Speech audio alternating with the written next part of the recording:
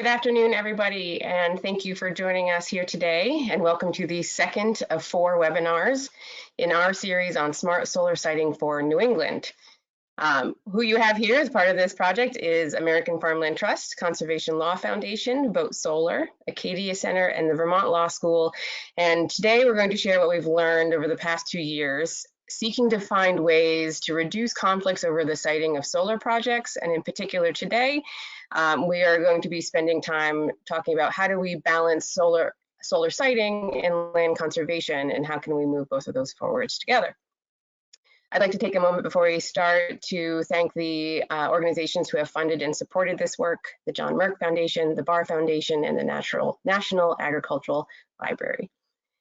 Before we get started, a couple of quick logistics. Everyone is muted, so there's no need to do that yourself. If you would like to ask a question, you can do so by going to the control panel on the right-hand side of your screen.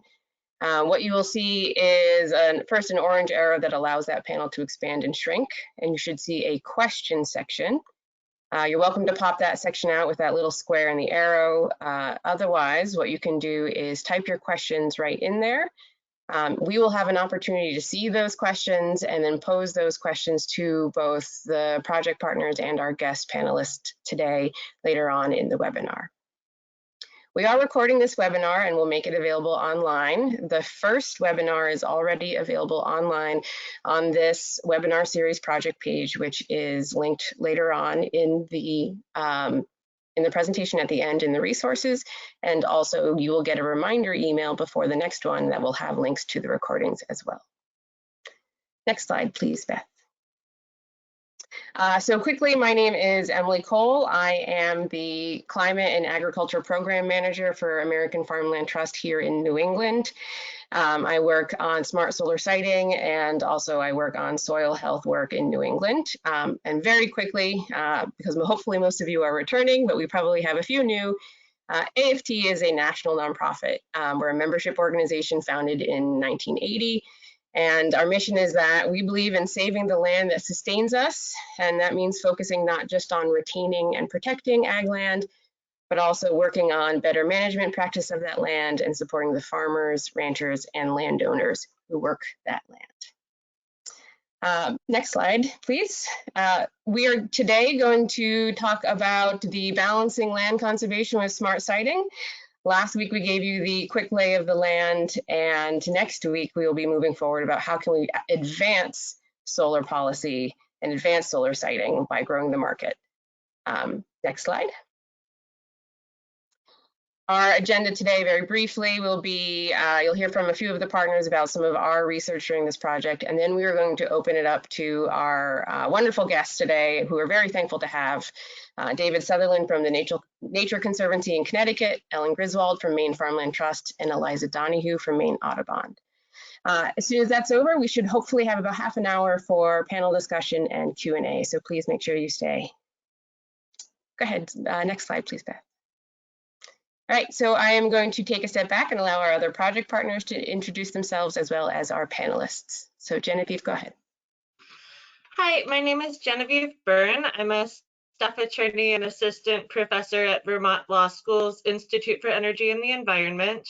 And I work under our Farm and Energy Initiative, which is a collaboration between our Energy Institute and our Center for Agriculture and Food Systems. So I've really been on the policy research side of this project, looking at solar development laws and agricultural laws, not just in New England, but also in some of the other states across the country. Deb, go ahead. Okay, Deborah Donovan of Acadia Center. I'm Acadia Center's Director of Massachusetts Advocacy, and I also lead our organization's Clean Power Initiative. Acadia Center's mission is to promote an equitable and clean energy economy, and we work at the regional, state, and local level and a range of sectors. The Clean Power Initiative focuses on advancing large-scale and distributed renewable generation, and also aligning the wholesale power market with the region's clean energy goals.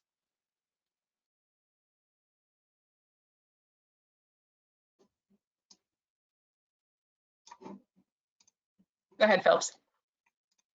Good afternoon, everybody. My name is Phelps Turner. I'm a senior attorney at Conservation Law Foundation, working out of our office in Maine. CLF is a regional nonprofit environmental advocacy organization working throughout New England.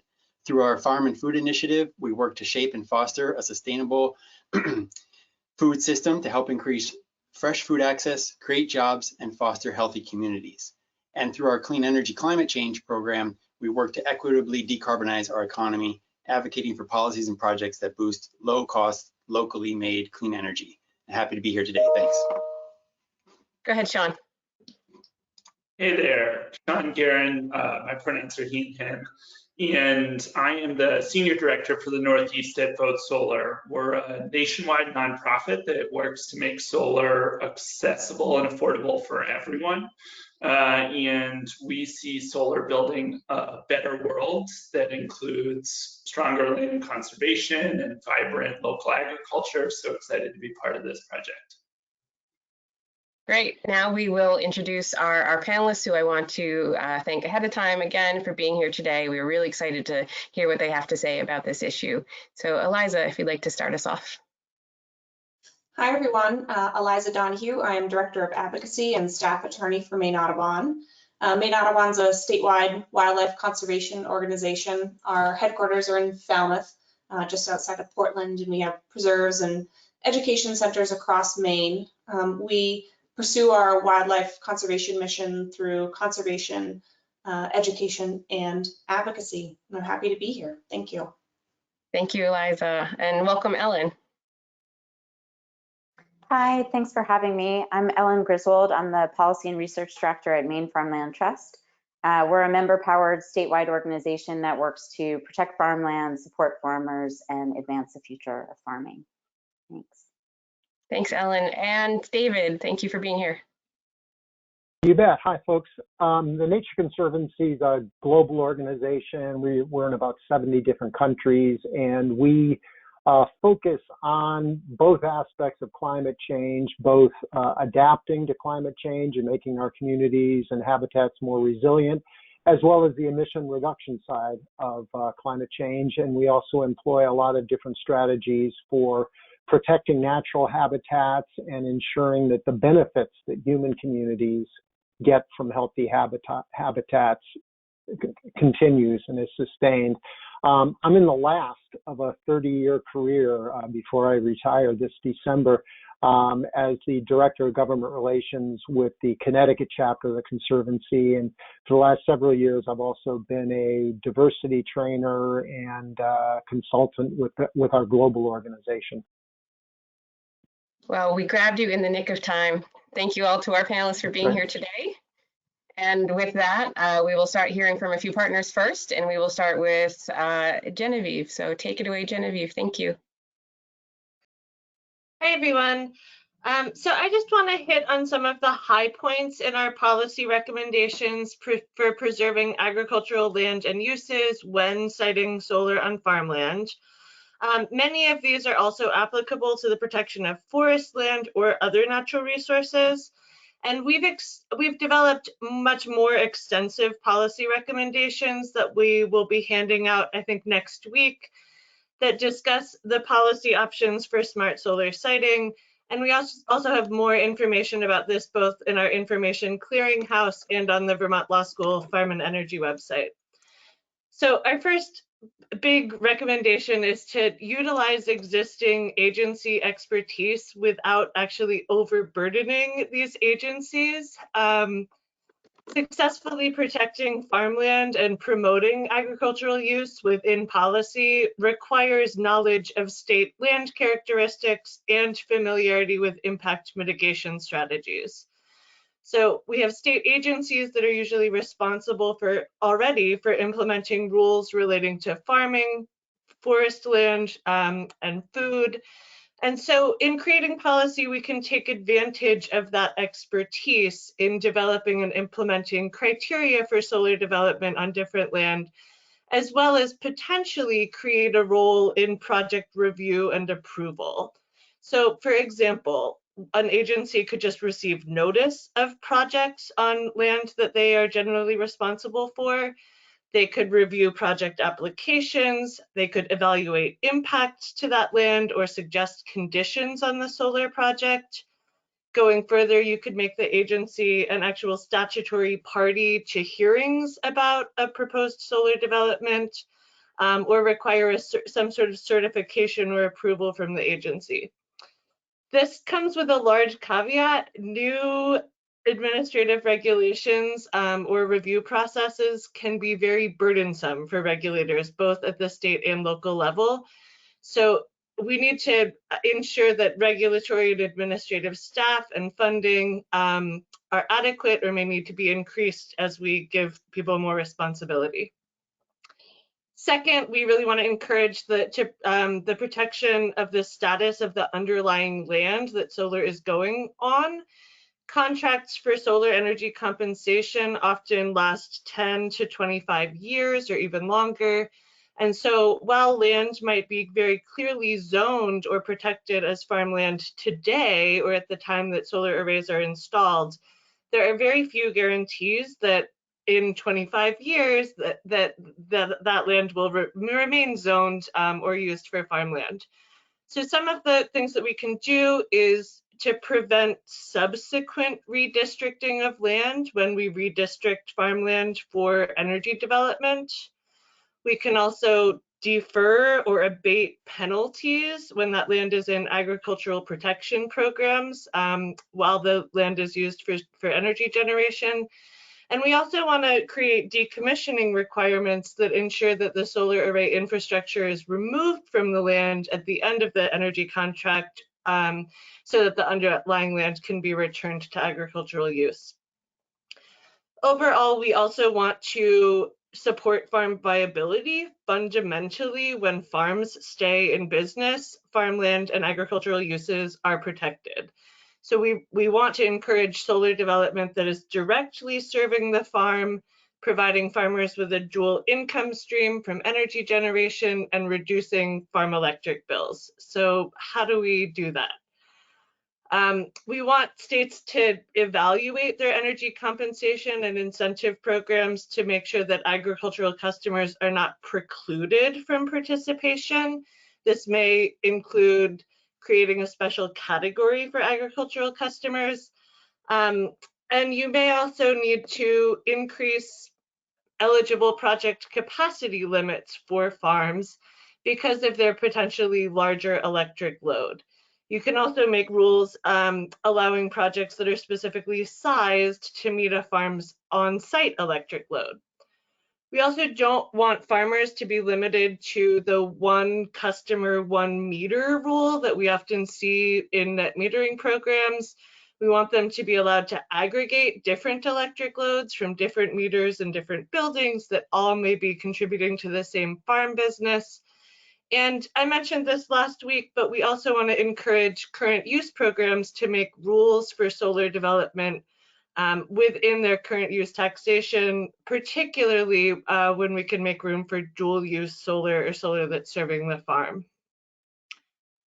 Preferred siting programs can be complicated to design, but several states are working to direct solar development away from farmland and other greenfields by providing incentives or requirements for locating projects on preferred sites. Roofs, carports, landfills, brownfields, previously developed sites. And we generally find these within our compensation programs, like net metering, but states can actually use preferred sites in a variety of ways. You could create a separate track for permitting, for expedited permitting on certain preferred sites, or you could create other special incentives for that kind of siting. We often see rate adjusters, but we can also use things like low interest loans or financing to incentivize solar development on preferred sites. So we don't have a one size fits all policy for protecting agriculture in solar development. And we want to encourage using a range of mandatory requirements and incentives for protection.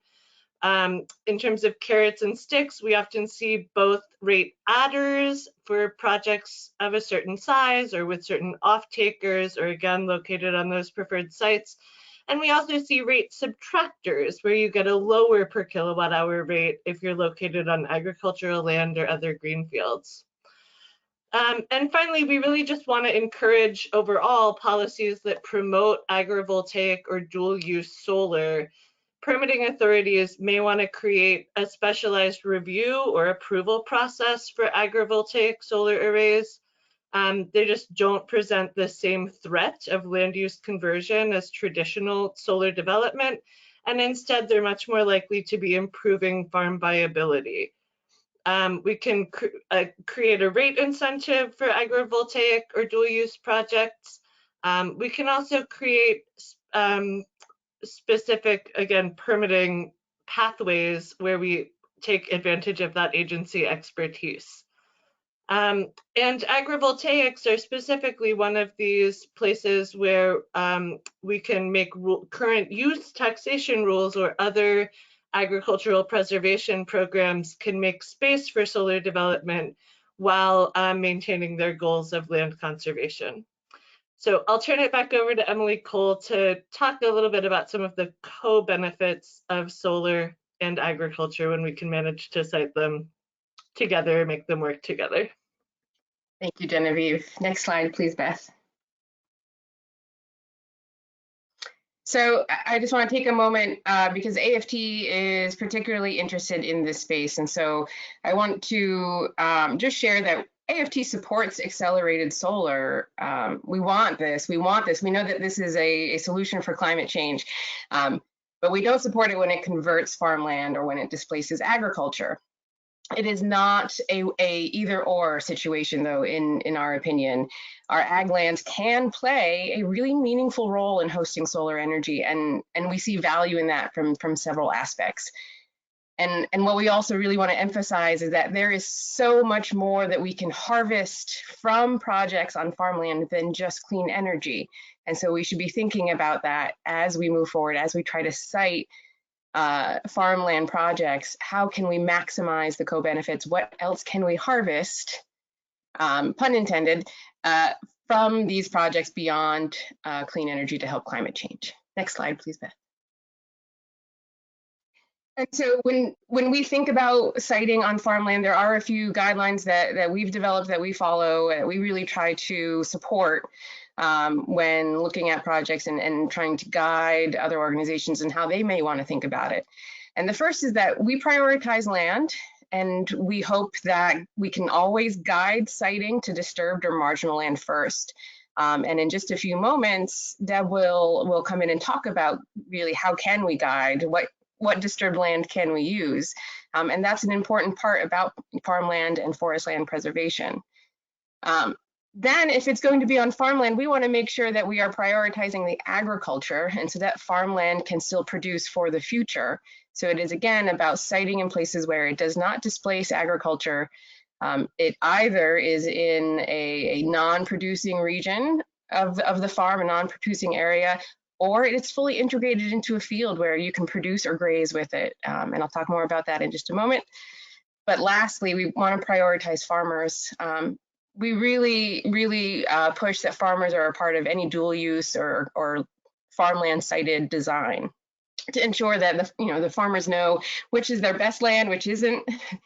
They know it's going to work, and so projects that happen on farmland should include farmers in the development.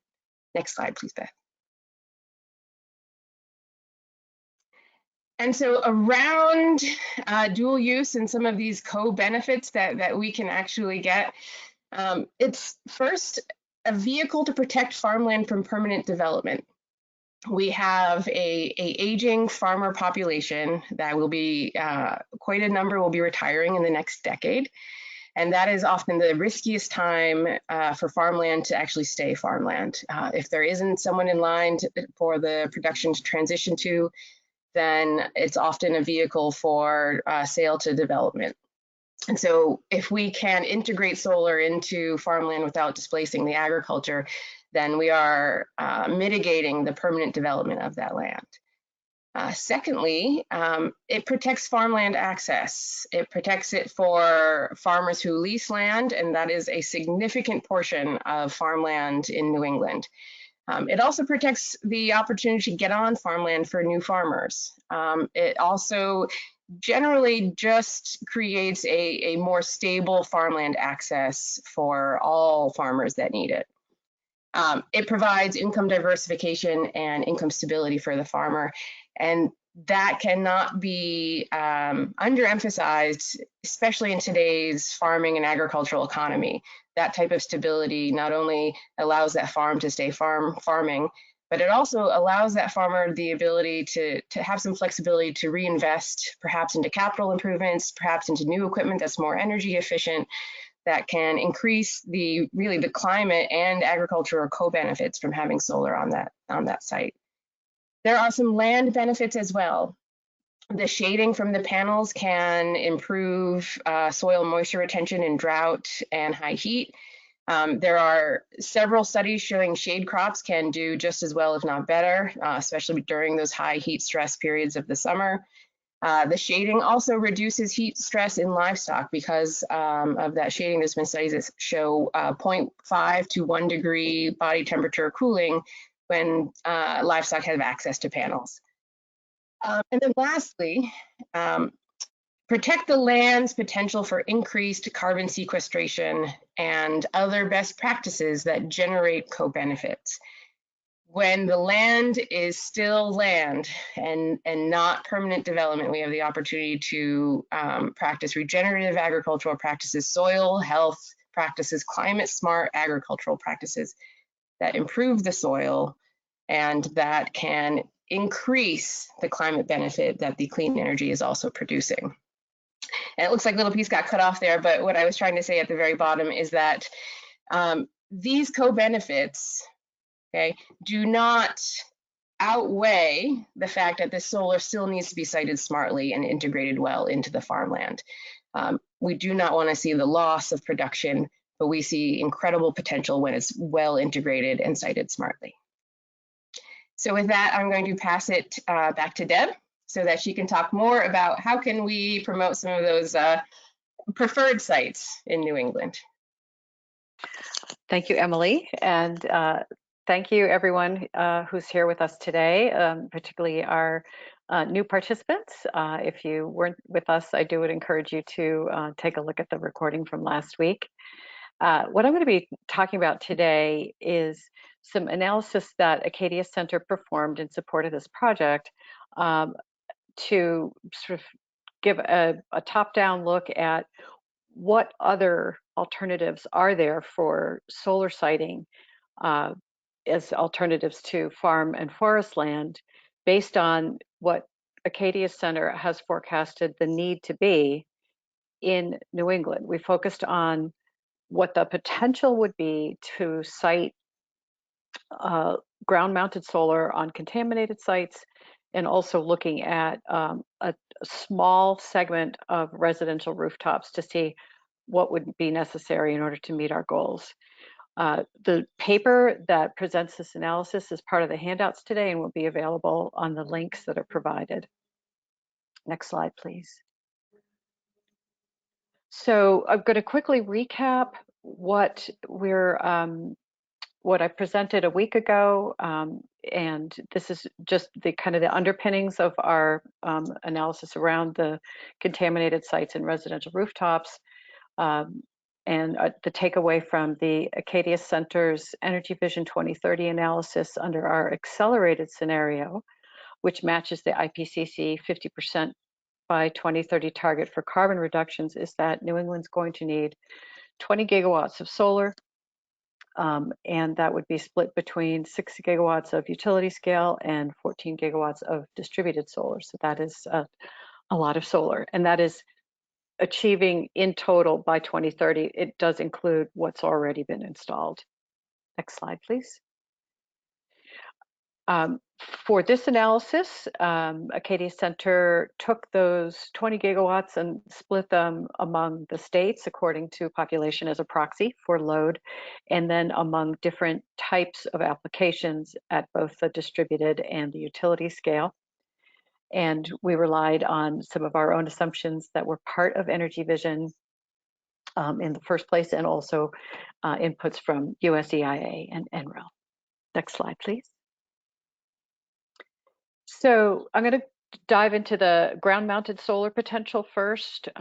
We focused on contaminated sites that are identified in the Repowering America's data set, and focusing exclusively on brownfields, Superfund sites, and landfills, and excluding RCRA sites because we needed to, basically assume that those would be still in use by the current owners.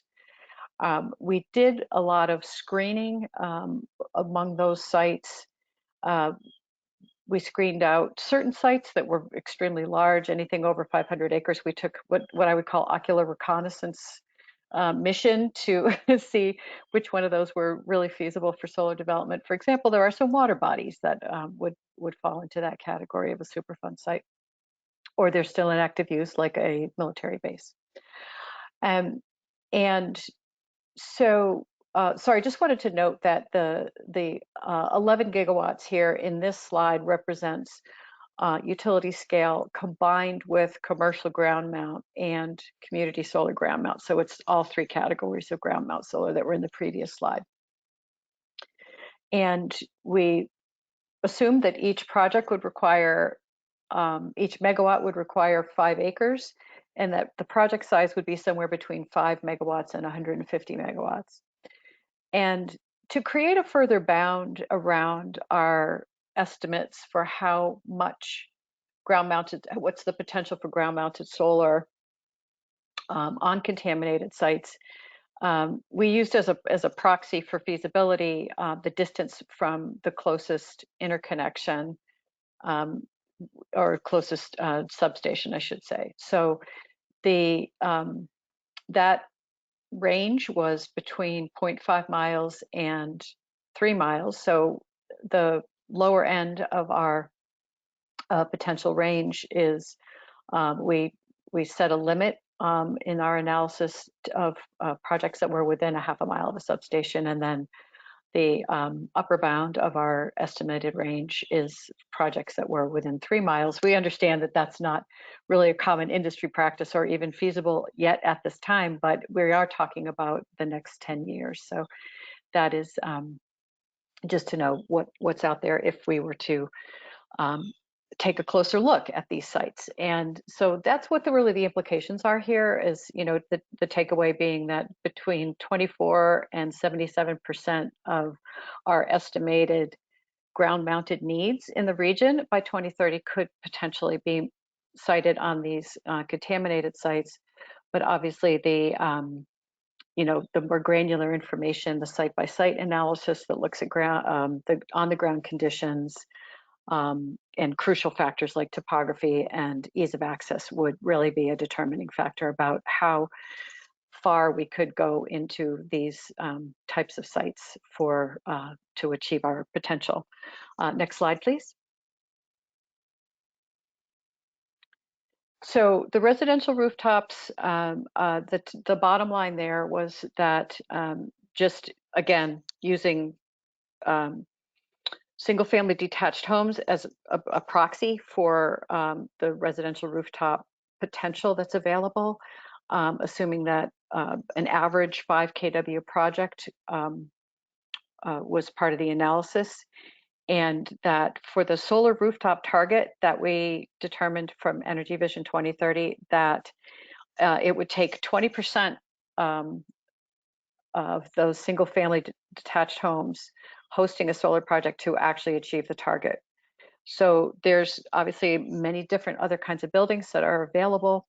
And so to achieve a range of goals about, a broader participation in these kind of projects, we would be looking closely at how to prioritize participation of low and moderate income customers in multifamily and landlord-owned buildings. But suffice to say that taking the time to do further analysis and to keep in mind the policy efforts that would be needed, that we do have the capability to achieve the rooftop target with a substantial but a seemingly achievable proportion of our rooftops in the region. Next slide. So very quickly on the conclusions and recommendations. Oh, excuse me. Very quickly on the conclusions and recommendations, our overall takeaway is that part of the suite of things that we should be looking at to enhance the build out of solar resources and to give ourselves some space to prioritize the protection of forest and farmland, that we should also be at the same time looking at those policies that could expand the availability of rooftop solar and uncontaminated sites, and that's one of the ways that we can relieve the pressure on those farms and forests. So thank you, and I think we'll next go to Phelps. Thank you, Deborah. Good to be here. What we just heard from Deborah about the potential for rooftop solar and solar on contaminated sites to help relieve pressures on farms and forests, I think provides a good segue to my comments on the use of farm and forest land for solar. So with assistance from our project partners, Conservation Law Foundation developed 4 land use scenarios to help illustrate the potential solar capacity of 4 different siting locations, which you see listed on this slide. Our aim here was to provide policymakers and others with an understanding of the extent to which these 4 siting locations could be used toward meeting the New England state's clean energy and climate goals. I want to stress, however, that these scenarios are only intended to present a picture of what could be done and are not intended as recommendations about what should be done. I'll describe each one of these briefly in the subsequent slides, but before I move to those, I want to let you know that the analyses I'm summarizing here are detailed in the farm and forest land use handout that's being shared in the handout section of our go-to webinar meeting, which should be in your control panel. And I believe these slides that I'm about to discuss will help set the table for our panel discussion, which I'm very excited about, which will be kicking off in just a few moments, and which will cover a number of issues, including the push and pull of our climate and conservation goals, the factors for deciding when and where to site solar on farm and forest land, the pros and cons of using farm and or forest land for solar, best practices for siting solar on farm and forest land, and mapping and ranking potential sites for solar. Next slide, please. This table shows the amount of other lands by state and presents 3 scenarios for different percentages of farms hosting solar on this quote unquote other land, which is a category of land defined by the USDA agricultural census as land area on farms that is not actively farmed and may include house lots, farmyards, ponds, wasteland, and roads. Just a quick note, the percentages you see inside the parentheses in this table and the other 3 tables I'll show you represent the percentage of 2030 ground-mounted solar capacity needs achieved. And by needs, we mean the amount of solar capacity each state needs to install to meet the 50% reductions by 2030, as estimated in Acadia Center's Energy Vision 2030, which we just heard from Deborah about. So I'll just take Maine, for example, where I live and work. Energy Vision 2030 from Acadia Center estimates we'll need over 2,100 megawatts of ground-mounted solar by 2030. And you'll see in this table, in Maine, in the second row, there is a significant acreage of this other land. And if a quarter of farms hosted a 0.5 megawatt array on this other land, Maine could achieve 30%, nearly a third of its 2030 ground-mounted solar capacity needs. I won't go through the other states, but again, I urge you to check out the handout that's available to you. Next slide, please. This table shows the amount of permanent pasture by state and presents 3 scenarios for different percentages of farms hosting dual-use solar on this permanent pasture. Taking Maine again as an example, in the second row, if 30% of farms developed a 1 megawatt dual-use solar on permanent pasture, Maine could achieve 47%, nearly half of its 2030 ground-mounted solar capacity needs. Next slide, please. This table shows the amount of woodlands by state and presents two scenarios under which 5% of farms with woodlands would clear a portion of those woodlands for solar development. Unsurprisingly, Maine has the largest amount of woodlands, and if 5% of Maine farms hosted 1 megawatt of solar on those woodlands, Maine could achieve 12% of its 2030 ground-mounted solar capacity needs. Next slide, please.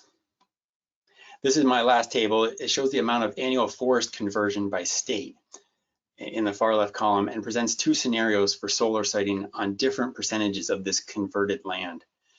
Taking Maine one last time, for example, if 5% of annual forest conversion was used for solar, Maine could achieve 10% of its ground-mounted solar capacity needs on an annual basis, and over 10 years between now and 2030 meet its 2030 ground-mounted solar needs. So that's all I have to say. I think this will be a good segue to our panel, and it is my great pleasure to hand it off to David Sutherland with the Nature Conservancy. Take it away, David. Thanks, Phelps. I'm going to frame out a few kind of briefly some concepts that we'd like to keep in mind as we're considering the information that Ellen and Eliza are going to share with us.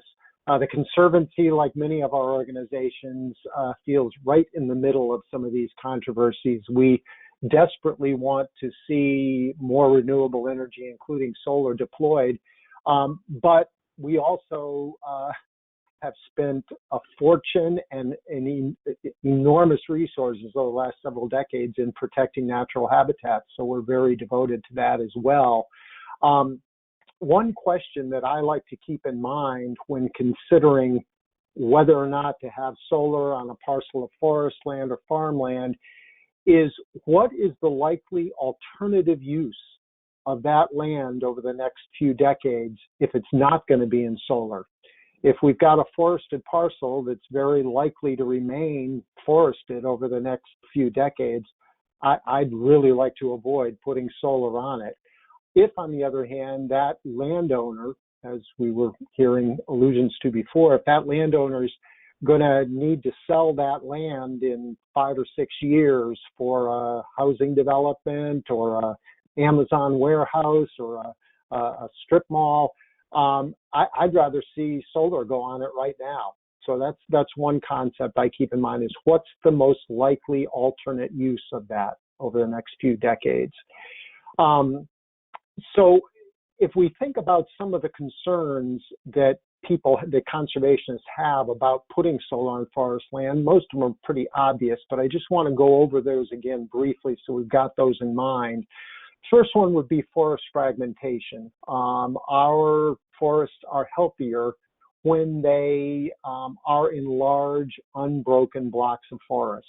And we're seeing those large unbroken blocks diminish considerably over the last few decades as we've developed our landscape in a very patchwork manner.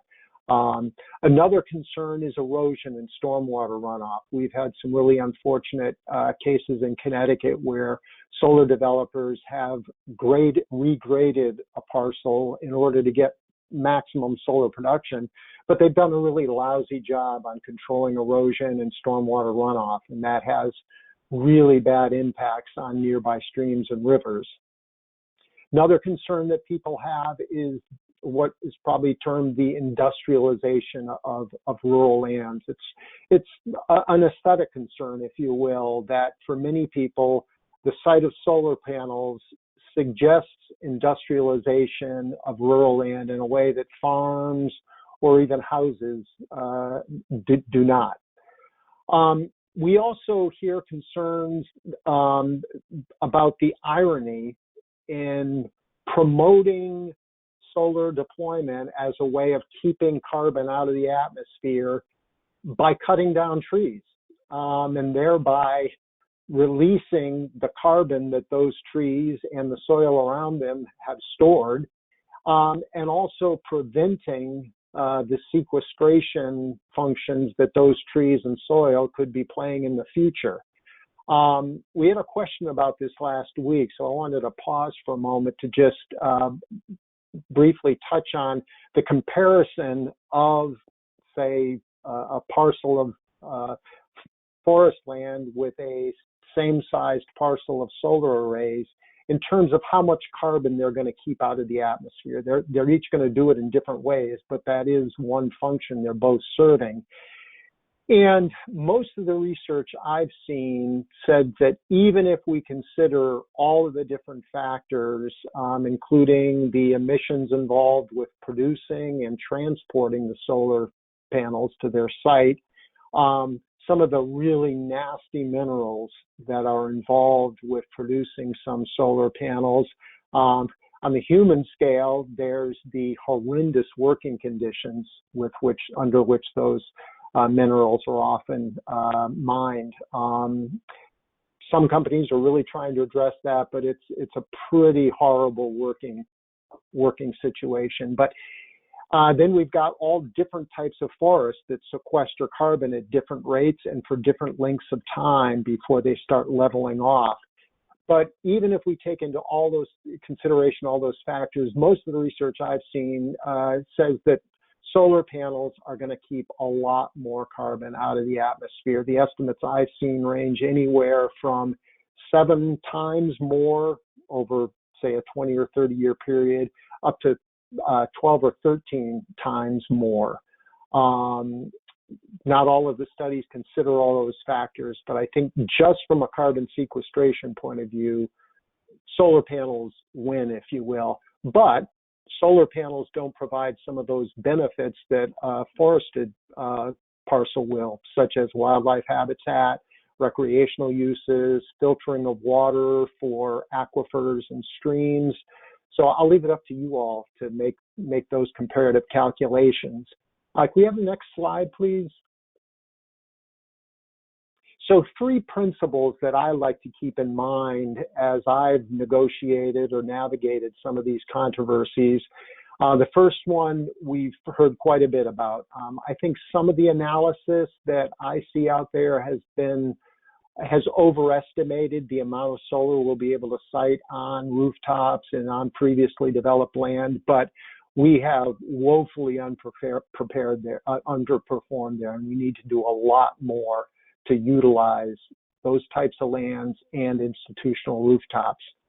My second principle is that government policy should not be a significant factor in making it more likely that solar is going to be sited on forest or farmland than on other types of land. There might be other factors that'll do that, but government policy should not be playing that role. Somewhat conversely, my third principle is that government policy should not make it harder to develop solar on a particular piece of land than it would be to site other types of development on that parcel. Next slide, please. So let's just think, we've been hearing quite a bit about this, but just to recap some of the factors that solar developers look at when they're choosing a parcel of land. We heard quite a bit last week, and we've heard already today. Proximity to transmission infrastructure, whether it's substations or other infrastructure that have the capacity to absorb that additional energy. And we were hearing last week that in many cases it can be very expensive just to determine if a nearby line and substation can handle that capacity. And then it's also very expensive to create that interconnection. So that's one factor they're looking at. They need suitable surface slopes and topography. The worst case would be a north-facing slope primarily. Best case is probably some kind of southern-facing slope. But that's something they certainly look at. The price of the land, obviously, is a big one. And then developers will also want to have as few wetlands or other sensitive habitats as possible. They also want to have as little contamination or buildings to take down. We don't want to have asbestos-ridden buildings all over the property. So these are some of the factors that they're looking at. Next slide, please. Next, let's think about some of the factors that might steer them specifically towards forest land as opposed to other types of land. In many cases, particularly in a hot real estate market, rural forest land is going to be usually cheaper than suburban or urban land. You're probably going to have less chance on forest land of having contamination or a lot of buildings to remove. That can be a real problem sometimes with farmland, is that contamination or buildings. Even with the opposition that you're likely to encounter, you're probably still going to have fewer neighbors to object with forest land. And there's probably a lesser chance that that tract has been eyed by town officials or the community for certain types of development that might increase retail traffic or foot traffic or produce certain types of long-term jobs. So these are things that can make forest land more attractive. You can skip ahead to that next slide.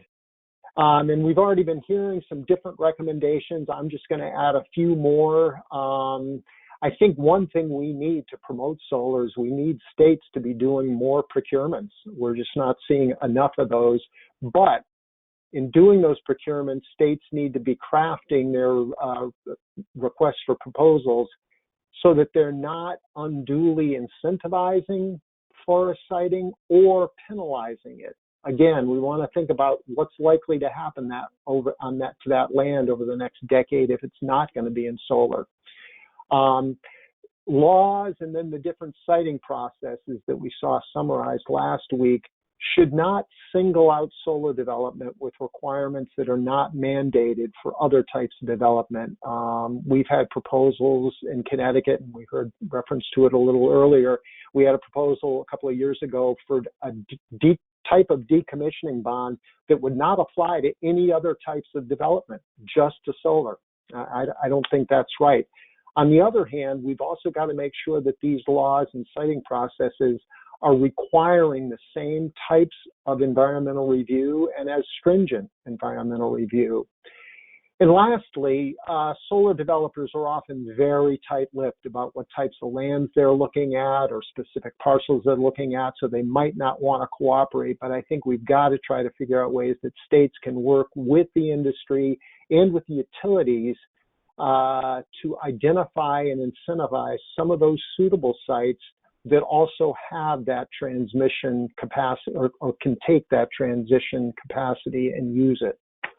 So now let's have Ellen and Eliza flesh out the bones of some of my concepts that I've presented here.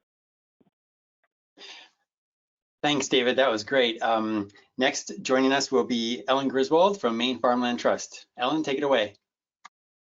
Great, thanks, Phelps. It's good to be here. As I mentioned before, I'm the Policy and Research Director at Maine Farmland Trust. Next slide, please.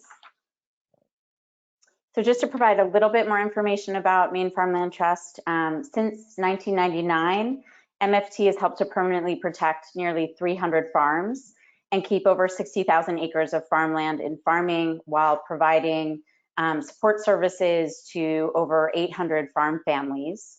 Our main program areas are farmland protection, farm viability, helping farmers with business planning and technical assistance to help them become and remain economically viable, and then policy and outreach work to really support and grow the future of farming. Next slide, please. So I'm sure you'll hear more about this, but last year legislation was passed that really opened the door to a large increase in solar-powered electrical generation in Maine.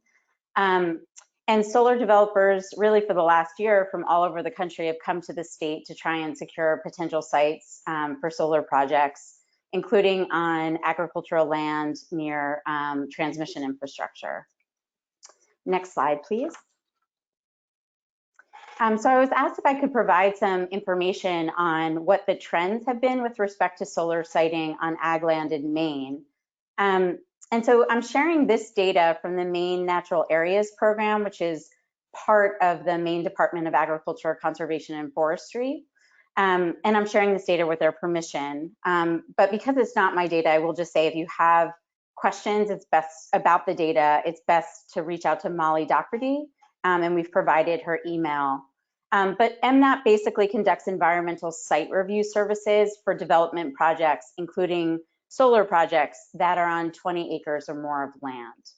And this slide is really just emphasizing what a huge increase MNAP has seen in terms of the requests for environmental review for solar projects in Maine. And just to note that, 20 acres is sort of the threshold, but many of the projects that they have been reviewing have been for projects that are larger than 20 acres. Next slide, please. This is sort of a map representation of where the projects are located that have requested environmental site review. And this is for solar and non-solar projects, but the markers that are yellow designate the solar projects. Next slide, please.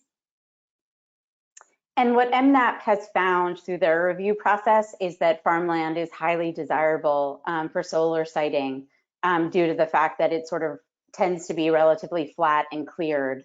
And sort of that dovetails with some of what David was talking about as well. And in fact, to date, 88% of the solar projects reviewed by MNAP have intersected with mapped farmland soils, which are the soils that are most suitable for farming, with a total of potentially 8,500 acres of impacted soils from the project's request and review. Next slide, please. And this slide and the next slide, the only difference being the time period that they're covering, really drills down into the projects that have requested review. You'll see solar is in that sort of first non-title column, and it shows you the acreage, the percentage with farmland soils, and breaks it down even farther in terms of prime farmland and farmland of statewide importance, because those are the two categories designated by the Natural Resources Conservation Service as the land that's most suitable, the best suited for farming. Next slide, please. And this is just the later April to June period showing the same information. Next slide, please. So like Emily, we always like to sort of start these types of presentations with a little information about our philosophy. Solar siting was a very new issue for Maine Farmland Trust. We really became involved when we started getting calls from tons of farmers across the state who are being contacted by solar developers and just had a lot of questions about what this meant for their land and were really looking for guidance.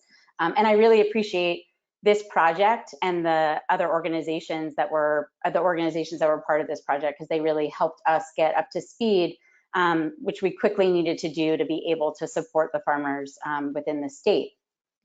But MFT is a supporter of solar electrical generation. We understand its importance in terms of meeting the state's renewable portfolio standard. We understand its importance in terms of being a climate strategy. And we do think that solar energy generation and agricultural production with the state can both coexist in Maine in a very mutually beneficial manner.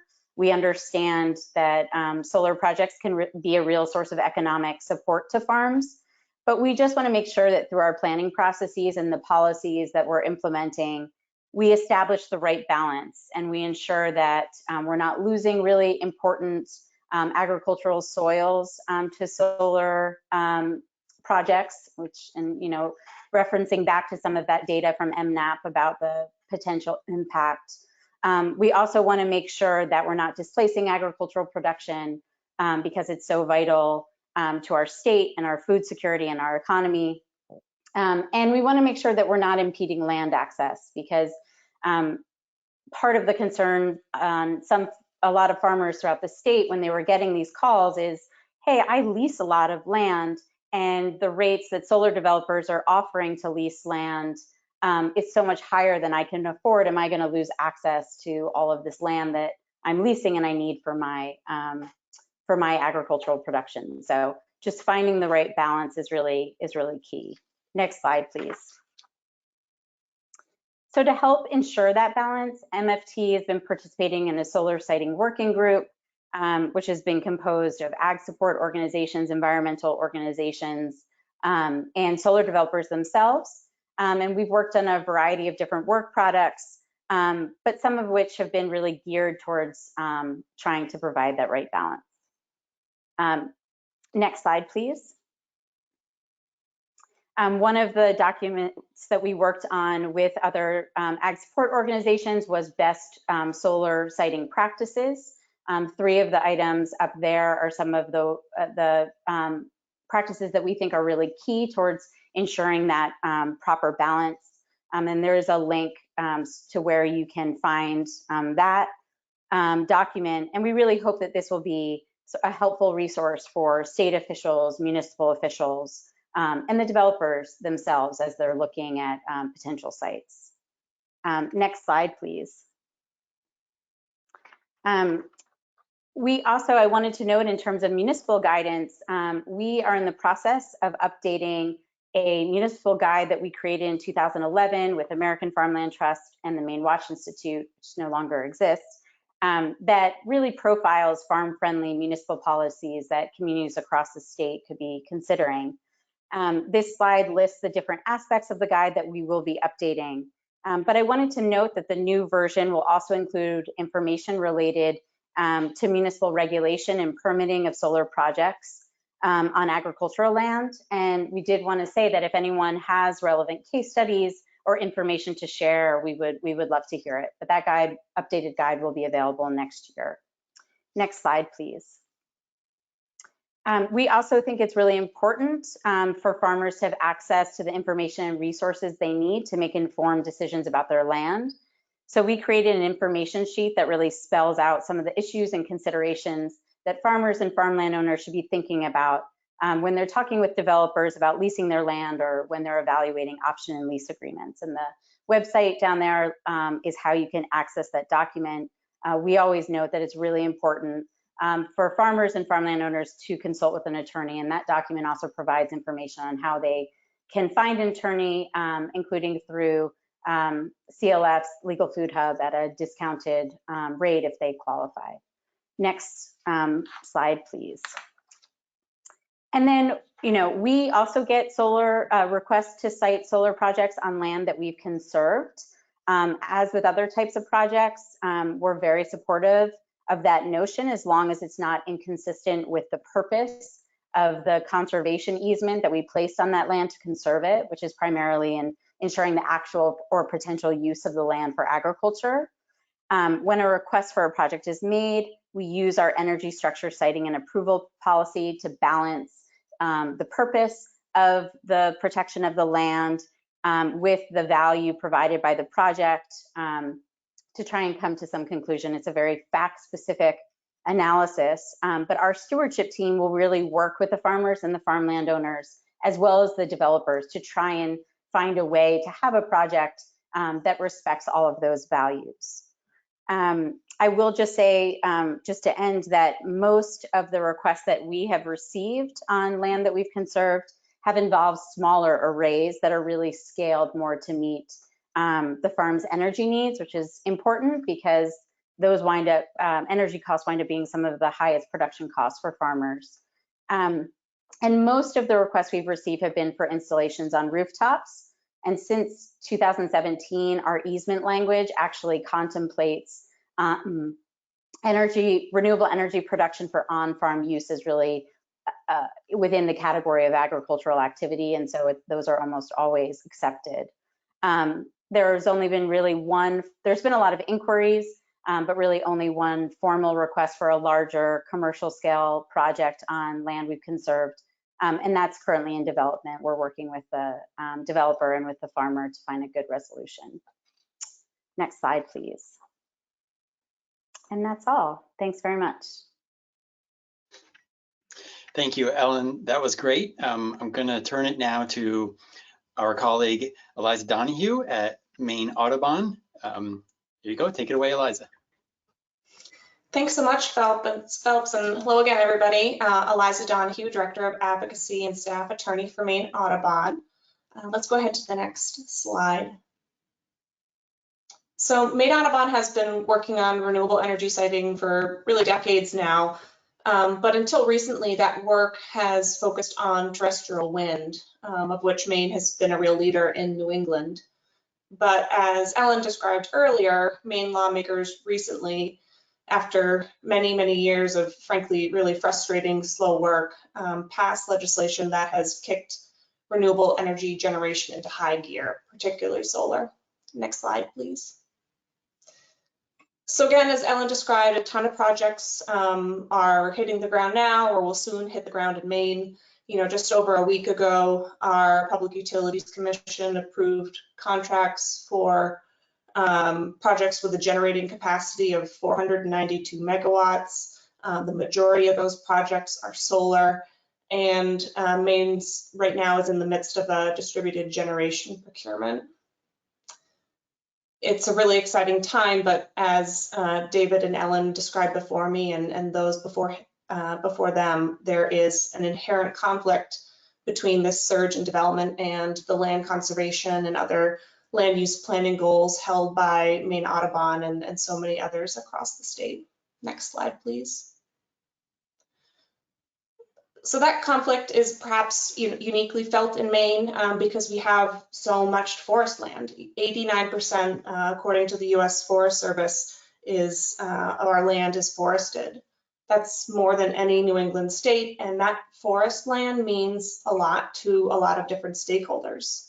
You know, Maine's forest products industry is $8.5 billion strong.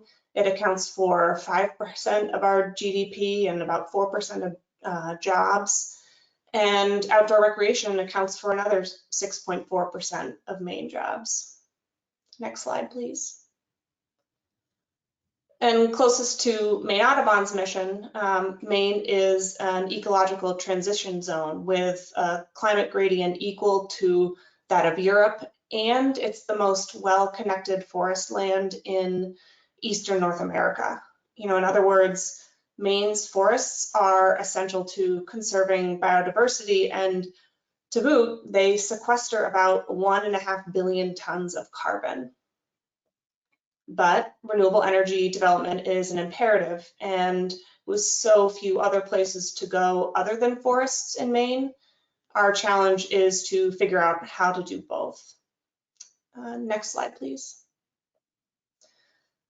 So Maine Audubon, in addition to working on policy to encourage solar development in the built or disturbed environment, and along with other land use planning oriented initiatives, we've been working with partners to identify greenfields where solar, in our estimation, should be either encouraged or discouraged.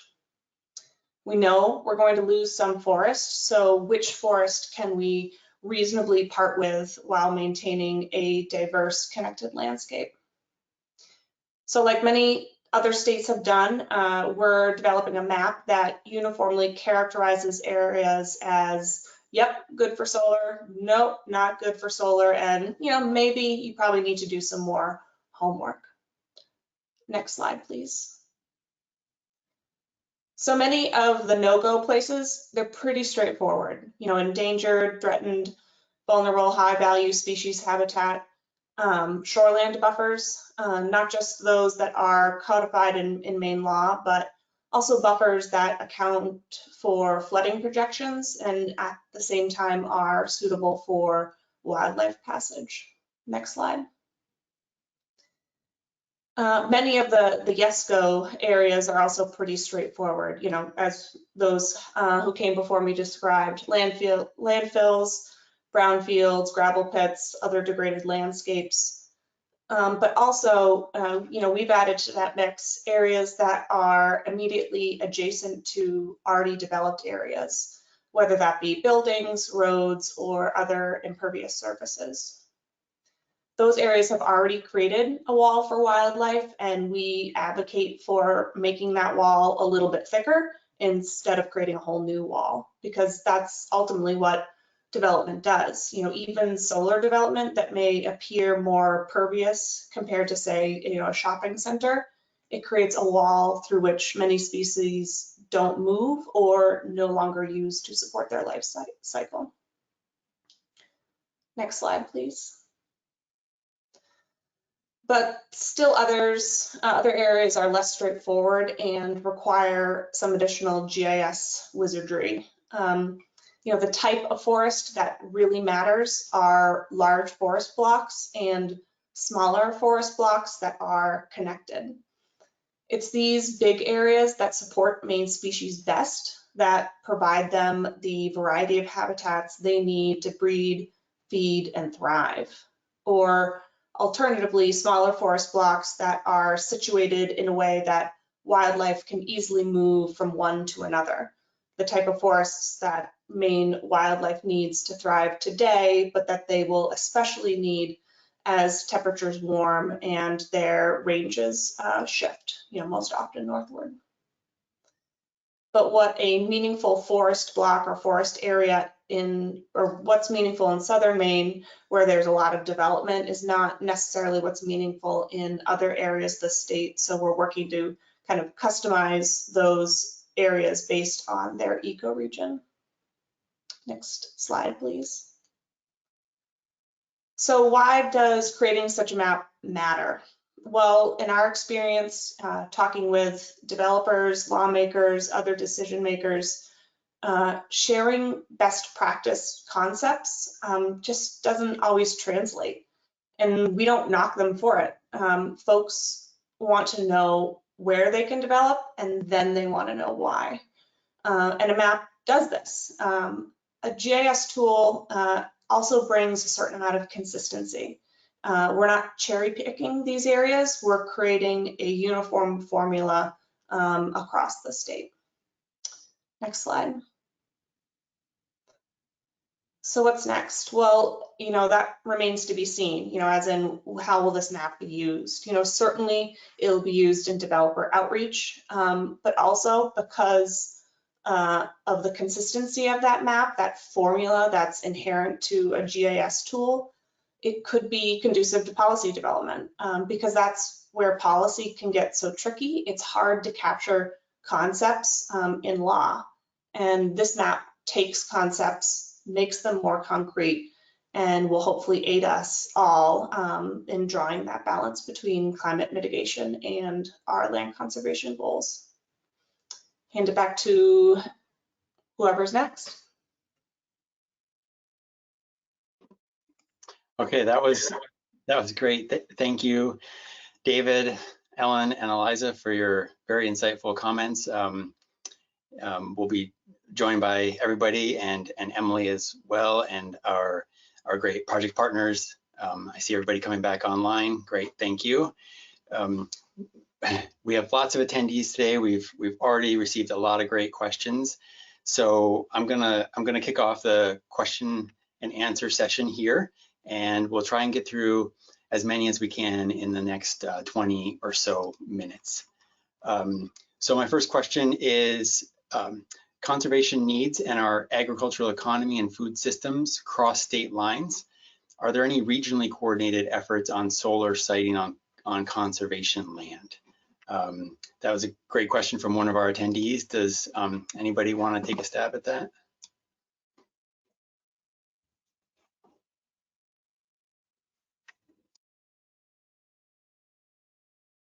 I can. Oh, no. I can Go ahead, Ellen. No, take it. I'm going to take a stab at it, and I'll then very quickly hand it over to Ellen, which is that I don't think that there are very well coordinated regional efforts, and I also think that they're desperately needed. I think that was one of the sort of ideas for this solar siting coalition, was to start gathering these regional perspectives as well as we can. But I think a more formal and more long-term forum for that would be incredibly helpful. Ellen, please. Yeah, I was going to say something similar. I agree. I think that I'm not aware of any sort of regional process, but I think it's greatly needed. I mean, I think in general, we need to be thinking regionally when we're talking about farming in general and land use planning. And so I think it makes absolute sense. I think there are some discussions starting and heading in that direction, but nothing super organized or formal yet. I agree. And just a small thing to add is that, we need to think regionally in terms of food, in terms of energy, in terms of land use, And hopefully this project and some of the outcomes can be a real starting point to move this dialogue forward in a regional manner.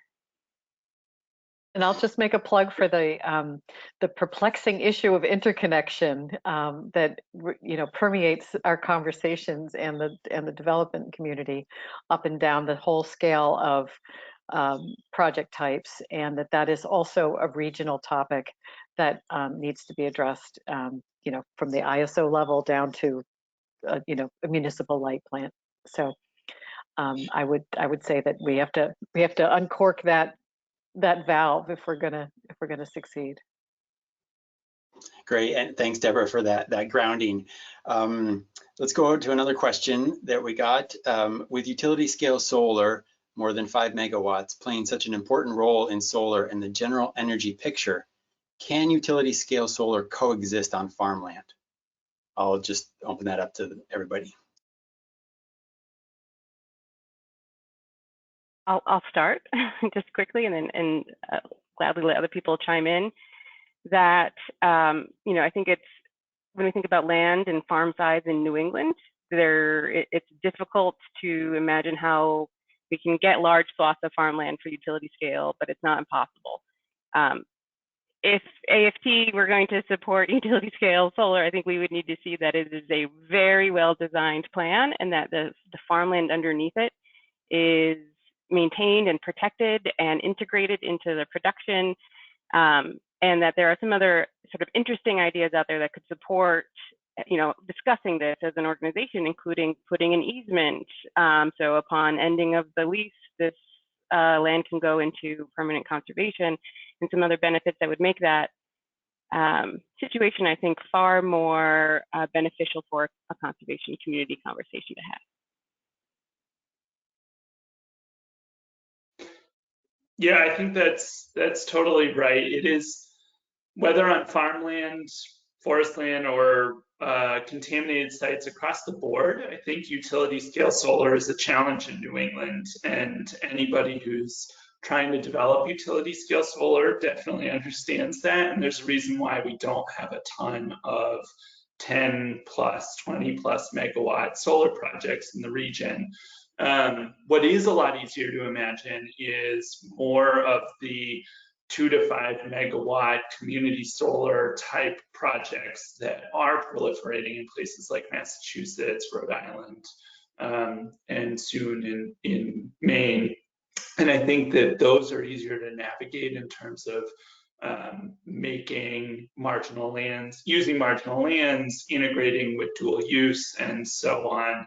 But when it comes to utility scale, I think probably some of the answer is to really be intentional about trying to find the smaller number but very large and important tracts of land that could be used, really intentionally focusing, as Emily highlights, on design and making sure that we're doing the best possible conservation of soils and lands underneath, and making these as beneficial to the community as possible, and really moving forward. I suspect the answer is not that there are no places or no way. It's just, it's going to be a finite few, and it's going to take a little more work.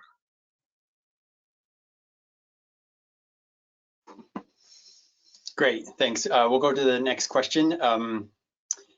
So we heard today from our panel some great discussion about identifying and prioritizing sites for solar development, including go, no-go zones and other ways to prioritize and rank sites. Do you have any advice on how local and state policymakers could use that information in effectively implementing smart solar siting?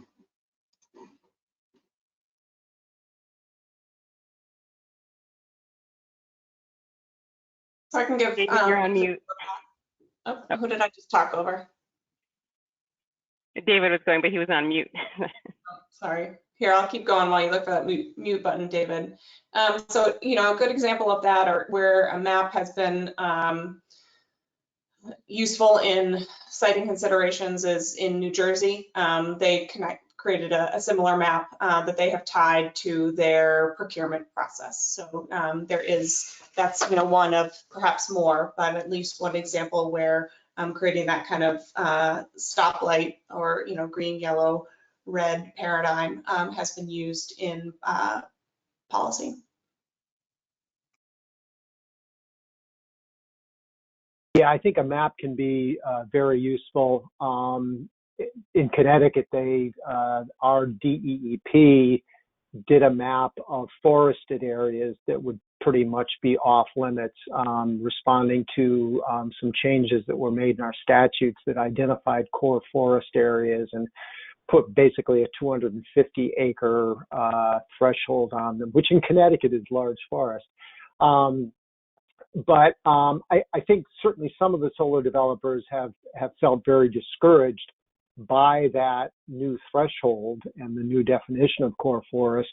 But I think the map at least has been helpful. Again, in Connecticut, I think one of the big problems has been sort of some of the lack of procurements with carefully crafted RFPs.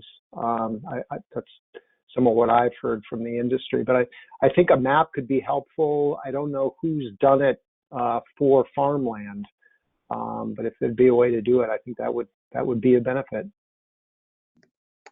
I'd love to just chime in here as well. I think coordinated energy planning processes are really crucial between the state, the regional, and the municipal level, where the state can potentially identify the broader policy goals, things like let's site on contaminated sites and on brownfields, and then leave it to municipalities to really be doing work of parcel-specific identification and decision-making within a broader coordinated energy plan. Great, thanks everybody. Let's move to our next question. If a ground mount array prevents crop production on a particular property for 20 or more years, are there types of array designs or panel types that allow resumption of agriculture following the quote unquote solar period, and other types that might more permanently kill the agricultural potential? Anybody want to take that one? I can start. And again, we'd love anyone to chime in when they want to. Yes, there are types of array designs that are far more conducive to limit impact both upon installation and upon removal. In Massachusetts, we're using driven post, so the footing, there's no large concrete footings, and that means that it's very easy to install with one piece of equipment and then easy to remove at the end. But I think a big piece of this goes beyond design, and it goes beyond maintenance, best practices around ground control, soil, hydrology, and methods of control of the actual soil and foliage and vegetation underneath it during those 20 years. It's an opportunity to not only use best practices in terms of ground cover and carbon sequestration and soil health building practices, but also integrating, even if it's a ground mount non-agrivoltaic crop project, integrating livestock maintenance so that you have the input of manure as fertilizer. You're not using insecticides and pesticides and herbicides to kill and maintain vegetation. That's not getting into the groundwater or the waterway. It's building soil health. And it's also an opportunity to support pollinators, to have pasture mixes for, say, sheep, which is the most common sort of maintenance grazing animal for this. And it's really a great synergy between those two. You can have pasture mixes that have flowering species within them that are also support habitat for bees and other pollinators. And a large suite of those best practices means after 20 years, you have a really great, diverse ecosystem that you can go in with decommissioning best practices and harm that as little as possible to remove. And you have a really great, far healthier soil system for production afterwards. I guess when I hear this debate or this concept, I'm puzzled by the thought that if we've got 7 megawatts of power on of solar energy on a certain parcel, why we wouldn't want in 20 years or 30 years when the panels have worn out, why we wouldn't want to reinstall new panels on that property. I'll be curious to see if many properties that are taken out of agriculture for that long are then returned to agriculture, even if the soils are maintained, even if you've you haven't done some of the things that can really destroy the soil for agriculture. I think I'm going to want to see solar. I won't be around, but I'm going to want to see solar on those in 30 years again, or new solar panels, and the new technologies that will be coming out even in the next 10 years. I think But it's hard to know. Oh, go ahead, Ellen. No, please. Yeah, I think I'm going to say something similar, Sean, to sounds like what you were about to say, which is I think we don't know yet, right? I mean, we know that a big part of creating food security for our region in the face of climate change is going to be re-regionalizing our food system, right? I mean, right now, unfortunately, some of the areas of California that are experiencing terrible wildfires are responsible for a quarter of our food production in the US. And so there may be other goals at play that require us to think about how we convert some of that land back to agriculture. Maybe not, but I think we want to at least, as Emily was saying, implement the types of practices where we have that option in the future, right? We don't want to put projects together in a way that really is going to take that agricultural land out of the agricultural system forever, because it's hard to know exactly what our goals will be in 30 years, given sort of the impacts of climate change, especially. I guess I would just want to see a balancing of any decommissioning requirements with some incentives, because again, in many cases, we're not requiring the same kind of decommissioning for a retail outlet or a warehouse that's going in there. So I would just want to see a balancing of incentives with any decommissioning requirements. I think those are all really fair points, and I want to reiterate Ellen's point that it's about the flexibility to be able to have a choice at the end of the life of the solar panel. And maybe there is a decommissioning plan in place that says it will be removed, but then perhaps the town has right of first refusal for that land afterwards. And then it's in 25 years, do we value farm production more, or do we value our clean energy more? What do we need in that time period?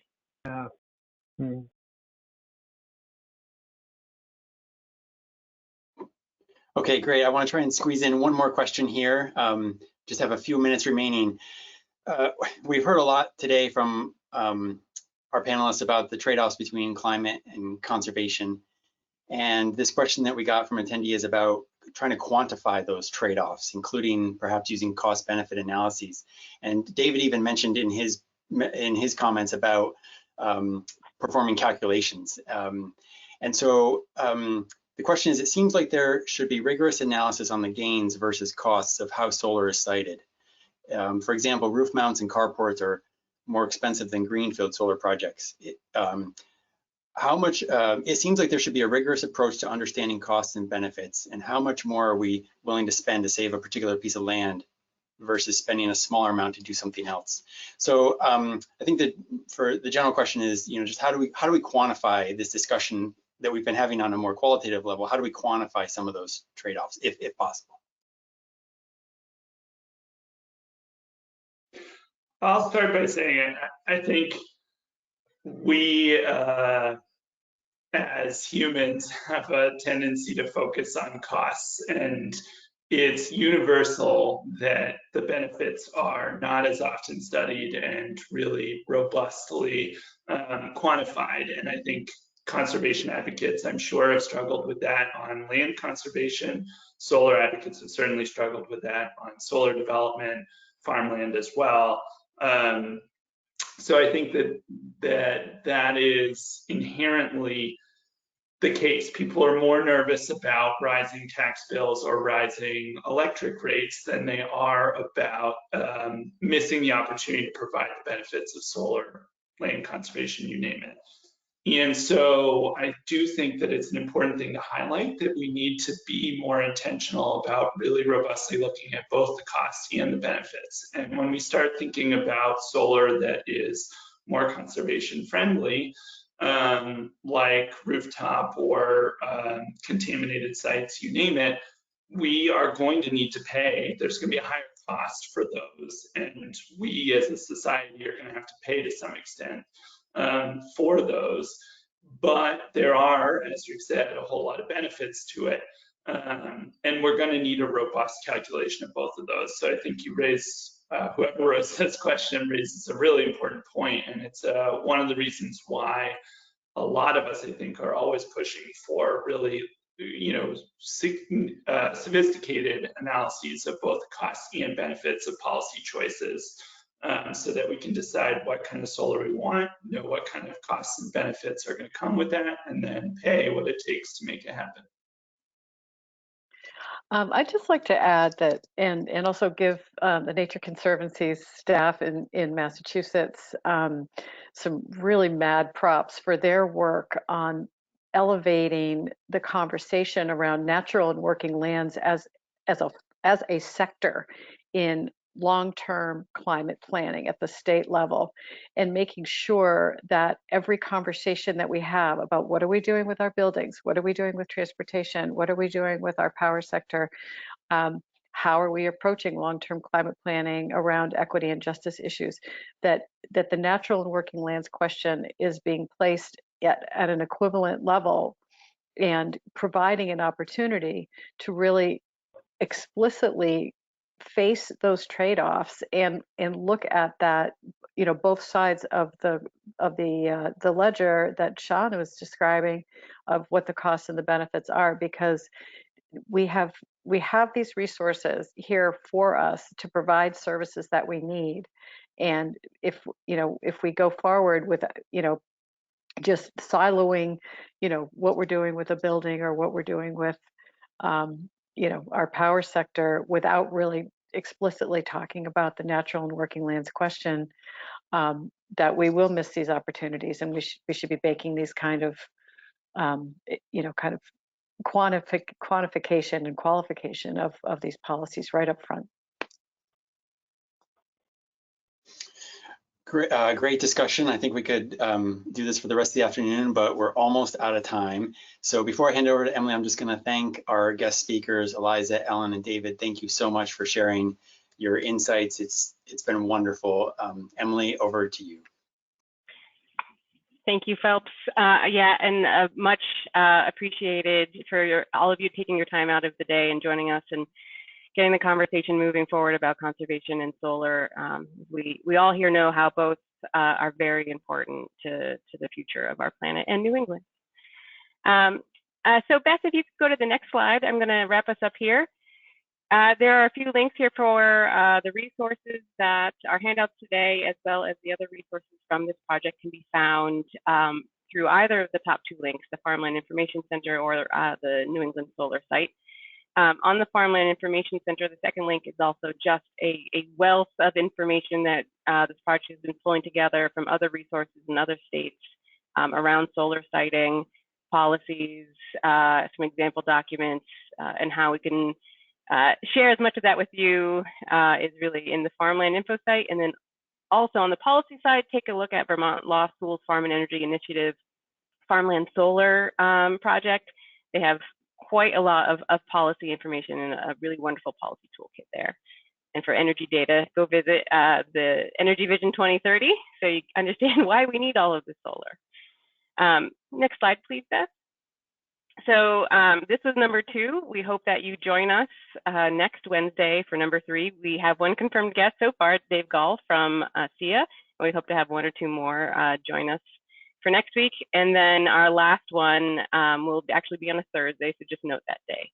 But next week, we're going to really focus on growing the solar market with smart siting. And this is the last question we had about some of this cost benefit analysis. I think will be a great comeback point for those of you really interested in that to join us next week.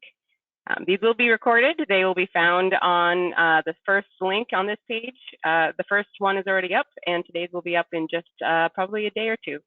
So we look forward to seeing everybody, or or hearing from everybody again next week and joining us. One last thank you again to our guest panelists, to Eliza and Ellen and David, and thank you all for joining us today. Have a wonderful afternoon, and we hope to see you next week. And thank you, Emily. Yes, thank Bye, you all so everybody. much. Thanks, everybody.